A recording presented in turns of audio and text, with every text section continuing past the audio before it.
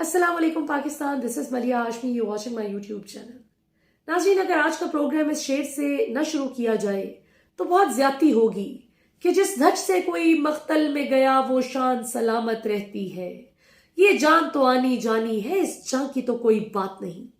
आज पाकिस्तान के सीनियर सहाफ़ी, तज्ज़िया निगार और हम सब के बड़े भाई शहीद अरशद शरीफ साहब का जस्से खाकी जनाजे के लिए ले जाया गया, और जब वो जनाजा उठा तो वो देखने लायक मंजर था कि एक तरफ कलमा शहादत की सदाएं बुलंद हो रही थी तो दूसरी जानिब पाकिस्तानी अवाम के दिल खून के आंसू रो रहे थे, और फूलों की पत्तियां थी जो पाकिस्तानी अवाम इतनी कसीर तादाद में अपने साथ लेकर आई, और वो निछावर किए गए। उनके जैसे जैसे उनको लेकर जा रहे थे वैसे वैसे उन पर फूलों की पत्तियां गिर रही थी। जिन लोगों ने उनका जनाजा उठा रखा था उन पर भी फूलों की पत्तियों की एक बारिश थी जो जारी थी। इस तरह से पाकिस्तानी अवाम ने इस मोहब्बत से, फूलों से सजा कर अरशद शरीफ साहब को अपनी आखिरी मंजिल की तरफ रवाना किया, और अल्लाह ताला ने पूरी दुनिया को दिखा दिया कि जिसे मैं इज्जत देना चाहूं तो उसको कोई जलील नहीं कर सकता, और जिसके हिस्से में मैं जिल्लत लिख दूं उसको कोई बाइज्जत नहीं बना सकता। तो आज जहां एक तरफ पाकिस्तानी अवाम अरशद शरीफ के नुकसान पर तकलीफ का शिकार थी, गमजदा थी, वहीं हमने देखा कि डीजी आईएसपीआर और डीजी आईएसआई की एक मुश्तरका प्रेस कॉन्फ्रेंस अरशद शरीफ साहब के जनाजे से ठीक 1 घंटा पहले की गई, जिसमें उन्होंने कुछ बहुत ही तगड़ी गुफ्तगू की, जिससे आप इत्तेफाक के इख्तलाफ कर सकते हैं। मैं आपको बताती जाऊंगी, अपनी भी राय साथ साथ देती जाऊंगी कि मेरी क्या राय है उनकी स्टेटमेंट्स के हवाले से। लेकिन मैं आपको इतना बताती चलूं कि ये जो आज रात को ड्रामा किया गया, फैसल वाडा की जो प्रेस कॉन्फ्रेंस करवाई गई, ये जिस अक्लमंद ने भी प्लान की, जिसने भी करवाई, वो इतना बुरी तरह से बैकफायर कर गई है कि फैसल वाडा के लिए अब ये मसला बन गया है कि जो इतने सालों में एक इज्जत कमाई थी, एक आपका जो मकाम था, वो एक छोटी सी प्रेस कॉन्फ्रेंस से धड़म करके गिर गया। वो प्रेस कॉन्फ्रेंस भी किसी काम ना आई इनके, और उल्टा इनके गले पड़ गई। कैसे? फैसल वाडा को आदत ही नहीं कि वो देख देख के पढ़े, वो तो शुरू से बड़े कॉन्फिडेंटली टॉक शोज में जाते हैं, और सबसे ज्यादा काशिफ अब्बासी के शो में आपने उन्हें देखा होगा कि ऐसे लताड़ रहे होते थे नून लीग को, पीपल्स पार्टी को, जो भी सामने आ जाए। वो फैसल वाडा देख देख के सबक पढ़ रहे थे कल, और जिस तरह से पीटीवी ने उसको कवर किया, वो पीटीवी जो इमरान खान को एक सेकंड के लिए नहीं दिखाना गवारा करता, चाहे वो फिर टेलीथॉन ही क्यों ना हो जिसमें सैलाब जदगान की इमदाद के लिए, मुल्क के लिए अच्छा काम किया जा रहा है, लेकिन इमरान खान से बुग़्ज़ और अनाद का इनका ये आलम है। जबकि पीटीआई का एक मेंबर फैसल वाडा इनके लिए इतना मीठा हो गया कि उसकी प्रेस कॉन्फ्रेंस के लिए बाकायदा इन्विटेशन जारी किए गए पीआईडी की जानिब से, और जिस तरह से जो पाकिस्तान इंफॉर्मेशन डिपार्टमेंट, जो मिनिस्ट्री ऑफ इंफॉर्मेशन आप कह लें, वजारत इत्तलात इतनी फैसल वाडा भी कब से मेहरबान हो गई कि वो उनकी प्रेस कॉन्फ्रेंस अरेंज करवा रही है, और पीटीवी उसको लाइव टेलीकास्ट कर रहा है, और उसमें 2 पॉइंट एजेंडा नजर आया फैसल वाडा का। एक तो ये कि उनका ये ख्याल था, बल्कि जिसने उनको पिच किया, लॉन्च किया ये प्रेस कॉन्फ्रेंस करवाने के पीछे जो हाथ था, उस हाथ का ये ख्याल था कि शायद फैसल वाडा की बात पर पाकिस्तान तहरीक इंसाफ के वोटर्स, सपोर्टर्स और पाकिस्तानी अवाम ये सोचकर जरा इमरान खान से साइड पे हट जाएंगे कि देखो फैसल वाडा तो इतना करीबी साथी है इमरान खान का, अगर ये बातें कर रहे हैं तो फिर तो हमें सोचना चाहिए। लेकिन वो उल्टा बैकफायर कर गया। फैसल वाडा ने एक तरफ कहा कि इमरान खान मेरे लीडर हैं, इमरान खान बहुत दयानतदार शख्स हैं, मैं उन्हें पसंद करता हूं, जबकि दूसरी तरफ फैसल वाडा ने पहला एजेंडा अपना खोला कि जी लॉन्ग मार्च जो इमरान खान करने जा रहे हैं इसमें बड़ी खून रेजी होगी, इसमें लाशें गिरेंगी, इसमें ब्लड शेड होगी, खून खराबा होगा, लिहाजा लोग सोच समझ कर आए इसमें। और यही फैसल वाडा कुछ अर्सा पहले तक फरमाते थे कि बिल्कुल लॉन्ग मार्च होगा, मैं जरूर जाऊंगा। जो उनसे आज सवाल भी किया गया प्रेस कॉन्फ्रेंस में तो उन्होंने कहा कि हाँ हाँ मैं अभी भी जाऊंगा, लेकिन मैं जरा मोहतात होके जाऊंगा। सो बोंगियां थी जो किसी कोई उनका इख्तिताम ही नहीं था, हर बात उनकी दूसरी बात से कॉन्ट्राडिक्ट कर रही थी। फॉर इंस्टेंस दूसरा जो उन्होंने एक मुद्दा बयान करने की कोशिश की कि जी ये जो अरशद शरीफ का कत्ल हुआ है, ये मेरा प्यारा दोस्त अरशद शरीफ, उसको मार दिया गया, उसको ट्रैप करके मारा गया।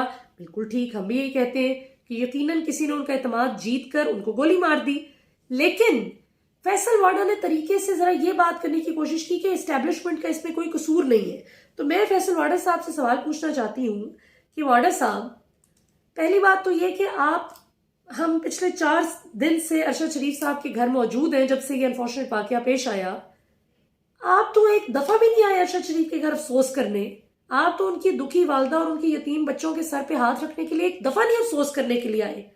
तो आपको कहां से इतना दर्द आ गया अरशद शरीफ साहब का कि पूरी प्रेस कॉन्फ्रेंस कर दी, लेकिन कराची से सीधा तशरीफ लाके इस्लामाबाद आप प्रेस क्लब पहुंचे, नेशनल प्रेस क्लब, और यहां पे आके आपने प्रेस कॉन्फ्रेंस की। अभी तक आप उनके घर ताजियत करने नहीं आए। पहली बात तो ये। दूसरी बात ये कि पाकिस्तान की एस्टेब्लिशमेंट अरशद शरीफ के कत्ल की जिम्मेदार नहीं है। ये आपको क्यों बताना पड़ रहा है? किसने कहा है कि एस्टेब्लिशमेंट जिम्मेदार है? किसने इल्जाम लगाया है? क्या अरशद शरीफ की वालदा ने इल्जाम लगाया है? नहीं। क्या अरशद शरीफ के बच्चों ने कहा है कि एस्टेब्लिशमेंट ने मारा है अरशद शरीफ को? नहीं। क्या उनकी अहलिया ने कहा है? नहीं। क्या हम सब जो उनके कॉलीग्स थे, क्या हम में से किसी ने कहा है कि एस्टेब्लिशमेंट ने मारा है अरशद शरीफ को? नहीं। तो फिर आप क्यों इस तरह की सफाइयां पेश कर रहे हैं और इस किस्म की गुफ्तगू कर रहे हैं? हम तो सबको ये कहते हैं कि आप एक इंडिपेंडेंट इंक्वायरी का रिजल्ट आने दें, फिर देखेंगे। अब वो जाहिर है, पहली बात तो ये कि पाकिस्तानी कौम को एतबार ही नहीं है मौजूदा हुकूमत पर कि वो कोई शफाफ इंक्वायरी करेगी। और इसमें अरशद शरीफ साहब की बेटी ने भी इस बात का खदशा जाहिर किया जब सदर पाकिस्तान उनके यहाँ ताजियत के लिए गए थे परसों। तो उनकी बेटी ने कहा कि हमें किसी से एतबार नहीं है, किसी से उम्मीद नहीं है इंसाफ की, लिहाजा ओपन हेयरिंग करें, पब्लिक हेयरिंग करें। अवाम को पता है कि कौन सही है कौन गलत है। हम चाहते हैं कि सारे हकाइक अवाम के सामने आए और ये हेयरिंग, ये समाअत भी अवाम के सामने होनी चाहिए। तो क्या गलत कहा? बहुत फेयर डिमांड है, बड़ा सही तकाजा है। ये बोलिए ना अरशद शरीफ की बेटी, ये होती है बात, माँ बाप की तरबियत। तो किसी ने भी किसी इदारे की तरफ पिन पॉइंट नहीं किया। लेकिन मुझे अफसोस से कहना पड़ता है कि आज जहां एक तरफ पाकिस्तानी कौम अश्क बारती अरशद शरीफ के गम में रो रही थी, उनके जनाजे में 1 घंटा बाकी था, तो DGIS और DGISPR ने अरशद शरीफ के ही मौजू पर एक प्रेस कॉन्फ्रेंस की, जॉइंट प्रेस कॉन्फ्रेंस, जिसमें उन्होंने, उनका भी यही मुझे टोन नजर आई कि जैसे वो सफाई पेश कर रहे हैं कि एस्टेब्लिशमेंट का इससे कोई लेना देना नहीं है, और ये जो सोशल मीडिया पे ऐसे बातें हो रही हैं, इदारों पे तनकीद हो रही है। एक तरफ DGISI ने आज फरमाया कि मैं तो देखता ही नहीं, मुझे तो टाइम ही नहीं इतना मिलता, अवाम ने जो मेरे कंधों पर इतनी बड़ी जिम्मेदारी आयद कर रखी है तो मैं तो उसी में मसरूफ होता हूँ, मैं तो अवाम की खिदमत कर रहा हूँ और मेरे पास टाइम नहीं होता कि सोशल मीडिया पे मुझ पर क्या तनकीद हो रही है, और ना ही मुझे इससे फर्क पड़ता है, जो मर्जी कोई तनकीद करता रहे। जबकि दूसरी तरफ आप एक ऐसी बात जो अरशद शरीफ के खानदान ने नहीं की, उसके दोस्तों ने नहीं की, उसके कॉलीग्स ने नहीं की, किसी ने भी नहीं कहा कि इदारों ने मरवा दिया है, तो फिर ये सफाई क्यों पेश कर रहे हैं? अगर सोशल मीडिया पे कुछ लोगों ने ये बात की है तो आप तो सोशल मीडिया देखते ही नहीं, आपको क्या फर्क पड़ता है? और सबसे इंपॉर्टेंट बात ये कि DGISI नदीम अंजुम साहब अभी फरमा रहे थे कि मेरे इल्म में ऐसी कोई बात नहीं कि अरशद शरीफ की जान खतरे में थी। पाकिस्तान में अरशद शरीफ की जान को कोई खतरा नहीं था पाकिस्तान में, मैं आपको यकीन से कहता हूं। तो नदीम अंजुम साहब, अरशद शरीफ का दिमाग खराब था कि वो पाकिस्तान छोड़ के चला गया? अरशद शरीफ ने 14 जुलाई 2022 यानी आज से 3.5 महीने पहले एक खत लिखा था सदर पाकिस्तान को। मैं तारीख भी बता रही हूं, आप चेक कर सकते हैं। 14 जुलाई 2022 को अरशद शरीफ की जानिब से प्रेसिडेंट साहब को खत लिखा गया कि मेरी जान खतरे में है और मुझे प्रोटेक्शन दें, मुझे धमकियां मिल रही हैं जान से मार देने की। प्रेसिडेंट साहब ने, आरिफ अलवी साहब ने, अगले दिन 15 जुलाई 2022 को इसी हवाले से लेटर लिखा शहबाज शरीफ साहब को कि शहबाज शरीफ साहब, अरशद शरीफ ने इस तरह से मुझे कंप्लेन किया है, उनकी जान को खतरा है, उनको धमकियां मिल रही हैं, तो इस हवाले से कुछ करें, आप जो भी रेलिवेंट इकदाम हैं वो आप लें। उसके बाद शहबाज शरीफ ने इस हवाले से क्या किया क्या नहीं किया वो खुद बेहतर बता सकते हैं, हमें तो कोई डेवलपमेंट नहीं नजर आई। उसके बाद 5 अगस्त 2022 यानी ठीक 2 हफ्ते बाद काउंटर टेररिज्म डिपार्टमेंट के DIG साहब थ्रेट अलर्ट जारी करते हैं कि वाकई अरशद शरीफ की जान को खतरा है, और उनके पीछे कई ग्रुप्स लगे हुए हैं, और TTP का भी नाम उसमें आया कि TTP का भी कोई इसमें इंटरेस्ट नजर आ रहा है अरशद शरीफ का सर कलम करने में। और फिर ये कि अरशद शरीफ की वो हेड मनी लगी थी कि इनके सर की कीमत लगी थी कि ये सर उतार के लाओ तो ये तुम्हें इनाम मिलेगा। इस किस्म की हरकतें चल रही थी और ये धमकियां अरशद शरीफ को मिल रही थी। तो जो बात अरशद शरीफ ने सदर पाकिस्तान से की, उन्होंने वजीर आजम से की, और पूरी हुकूमत को पता चल गई ये बात, काबीना को पता चल गई ये बात, नून लीग के मिनिस्टर्स को ये बात पता थी, मीडिया में हम सबको बात पता थी, इस पे वीलॉग्स हुए, जनरल अमजद शुएब साहब ने इस पे मुफस्सिल गुफ्तगू की, अरशद शरीफ ने खुद बताया कि किस तरह से उनकी जान खतरे में है। हम सबको जो बात पता चल गई वो हमारी दुनिया की जो नंबर 1 इंटेलिजेंस एजेंसी जिसे हम ISI कहते हैं, उनके DG ISI से ये खबर छुपाई गई। उनको ही ना पता चल सका इस बात का, जो पूरे वो क्या था, जाने ना जाने गुल ही ना जाने बाग तो सारा जाने है। यानी आप तो हमारी सिक्योरिटी और उन सारी चीजों के लिए रिस्पॉन्सिबल है कि हमें कोई मैली निगाह से भी ना देख सके। तो ये कैसे हो गया कि अरशद शरीफ को अपने मुल्क से ज्यादा UAE या केन्या ज्यादा महफूज मुल्क लगे कि जहां पे वो जान बचाने के लिए चले गए। तो ये एक बड़ी अजीब सी बात है कि जो मतलब DG ISI साहब का जो बयान है कि मुझे पता ही नहीं था कि अरशद शरीफ की जान खतरे में, और DG ISPR साहब ने भी कहा कि हमें नहीं पता था, अगर पता होता तो जरूर हम अरशद शरीफ के साथ खड़े होते। उसके बाद जी आते हैं इस तरफ के कुछ सवालात भी किए गए इनसे। लॉन्ग मार्च के हवाले से जाहिर है कि हुकूमती ऐवानों में बहुत ज़्यादा परेशानी पाई जाती है कि इमरान खान अब लॉन्ग मार्च जो करेंगे तो उसमें जाहिर है कि हमारा कबाड़ा हो जाएगा, क्योंकि पाकिस्तानी अवाम इमरान खान के साथ निकल आएगी।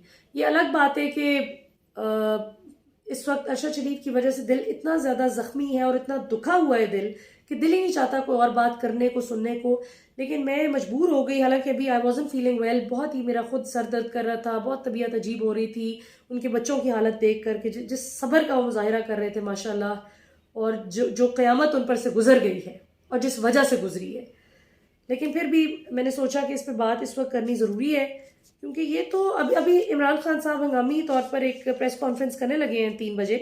अच्छा, DG ISI ने आज एक और भी बात की, उन्होंने खान साहब के हवाले से भी जो है बात की, और जाहिर है कि नाम लिए बगैर उन्हीं को आप मुखातिब कर रहे हैं ना, कि मार्च 2022 में, अभी रिजीम चेंज से 1 महीना पहले, आर्मी चीफ को बकौल DG ISI army chief general Qamar Javed Bajwa साहब को ऑफर हुई थी कि आप लामुतनाही मुद्दत के लिए, यानी फॉर लाइफ आप ले लें एक्सटेंशन, और आप ही आइंदा हमेशा जब तक आप जिंदा हैं आप ही पाकिस्तान के आर्मी चीफ रहें। लेकिन जनरल बाजवा ने इसको इनकार कर दिया और इस ऑफर को ठुकरा दिया बाजवा साहब ने। अच्छा, इमरान खान साहब ने तो कभी हमें ऐसी कोई बात नहीं बताई। इमरान खान साहब तो ब्रीफ करते थे मीडिया को बहुत सारी चीज़ों पे, ऐसी बात तो कभी ऑप्शन में भी हमारे सामने नहीं आई जो आप ये बात बता रहे हैं। और फिर ये कि DGI ने कहा कि मीर जाफर मीर सादिक आप लकब दे रहे हैं आर्मी चीफ को और हम लोगों को इस तरह से कह रहे हैं, तो इन्हीं आर्मी चीफ की आप बड़ी तारीफ किया करते थे। इमरान खान तो वाजे कर चुके हैं कि मैं मीर जाफर और मीर सादिक, नवाज शरीफ और शहबाज शरीफ को कहता हूँ। इमरान खान ने तो कभी भी नहीं कहा कि मैं आर्मी चीफ को कह रहा हूँ। तो ये क्यों चोर की दाढ़ी में तिनका के मिसदाक की बात है कि एक बात जिस तरह अरशद शरीफ की फैमिली ने कहा ही नहीं कि कोई इदारा रिस्पॉन्सिबल है इसके लिए, कि हाँ वो ये जरूर कहते हैं कि सिक्योरिटी देना इदारे का काम था, पाकिस्तान छोड़ के कभी भी अरशद ना जाता अगर उसको मुल्क में प्रॉपर सिक्योरिटी मिलती और धमकियां ना मिलती, बल्कि धमकियां देने वाले को मुंह तोड़ जवाब दिया जाता। ये शिकवा जरूर है हम सबका, लेकिन ये तो हम में से किसी ने भी नहीं कहा कि एजेंसियों ने, एस्टेब्लिशमेंट ने मार दिया है अरशद शरीफ को। हम तो कह रहे हैं तहकीक होनी चाहिए, इसकी इंक्वायरी करें, तफ्तीश करें। लेकिन आपका ये कहना कि नहीं जी इल्जाम लग रहा है, हम सोशल मीडिया देखते तो नहीं लेकिन सोशल मीडिया पे इल्जाम लग रहा है, तो किसे एक पास एक लो, या तो आप देखते हैं और आपको बुरी लग रही है ये बात कि अवाम ये बात क्यों कर रही है इस शक का इजहार, या फिर आपको फर्क ही नहीं पड़ना चाहिए। फिर प्रेस कॉन्फ्रेंस किस लिए आपने और क्या बताने के लिए की है। और DG ISPR ने कहा कि न्यूट्रल को गाली बना दिया गया है, हमारा ये इरादा था और है कि अब हम कभी भी सियासत में मुदाखलत नहीं करेगी फौज। तो इस चीज़ को इमरान खान चाहते थे कि मतलब इमरान खान पे इन दोनों ने ही बात की, DGI ने ज़्यादा खुल के की कि इमरान खान अपनी आइनी और गैर आइनी मुख्तलिफ किस्म की ख्वाहिशात का इजहार करते हैं हमसे, और अंधेरे में, रात के अंधेरे में छुप के मिल लेते हैं, लेकिन दिन के उजाले में हमें जलील करते हैं, ऐसी बातें करते हैं मीर जाफर मीर सादिक। तो नदीम अंजुम साहब, ये मुझे क्यों लग रहा है कि अभी शहबाज शरीफ की जो खबर लीक हुई थी कि एतजाज़ एहसन साहब ने बताया था कि वो बुर्का पहन के मिलने जाते थे मुलाकातें करने के लिए, और एजाजुल हक साहब ने भी अभी रिसेंटली बताया कि शहबाज शरीफ गाड़ी की डिग्गी में बैठ के जाते थे। तो क्या ये इमरान खान को शहबाज शरीफ के बराबर इक्वेट करने वाली बात तो नहीं आपने की? बहरहाल आप बेहतर इसको सोच सकते हैं कि आपने ये जो बात की है किस बुनियाद पे कर रहे हैं। जाहिर है आपके पास ज़्यादा इन्फॉर्मेशन होगी, लेकिन हम तो उस चीज़ की बुनियाद पे बात करेंगे जो हमारे सामने चीज़ें हो रही हैं। और हम ये देख रहे हैं कि इस वक्त जिससे इख्तलाफ होता है मौजूदा हुकूमत को, उसको उठाती है, नंगा करके तशद्दुद करती है, उनको टॉर्चर करती है, और उसके बाद मानते भी नहीं कि किसने किया है, कोई पता नहीं लगता किसने कौन ये तशद्दुद करके चला गया। हमें तो ये नज़र आ रहा है कि मौजूदा दौर में, वैसे ये बात मुझे बड़ी ज़बरदस्त लगी कि हमारे DGI साहब ने बड़ा खुल के दिफा भी किया है हुकूमत का, मौजूदा हुकूमत का। जब सहाफ़ी ने सवाल पूछा कि जिस वक्त इदारों पे तनकीद होती है तो नून लीग हुकूमत खामोश क्यों रहती है, उनका खामोश कहाँ रहती है, बिल्कुल जवाब देते हैं। अभी आप देखें पिछले दिनों में जो नारेबाजी हुई थी तो जवाब लिया गया है, जो बिल्कुल जवाब दिया जाता है। प्राइम मिनिस्टर शहबाज शरीफ भी देते हैं जवाब, फलां ने भी दिया था। तो क्या बात है, कितना अच्छे तरीके से आपने डिफेंड किया है मौजूदा हुकूमत को, वेरी गुड, बड़ी खुशी हुई जान के। और इसके अलावा और क्या पॉइंट था?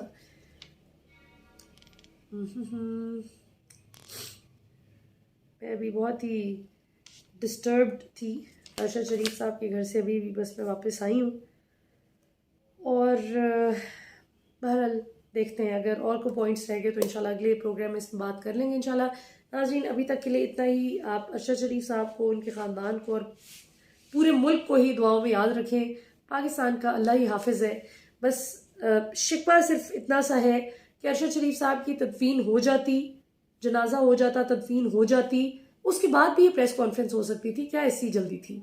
उसके बाद तसल्ली से प्रेस कॉन्फ्रेंस कर लेते, जो भी शिकवे शिकायतें थे उस वक्त आप उनका इजहार कर सकते थे।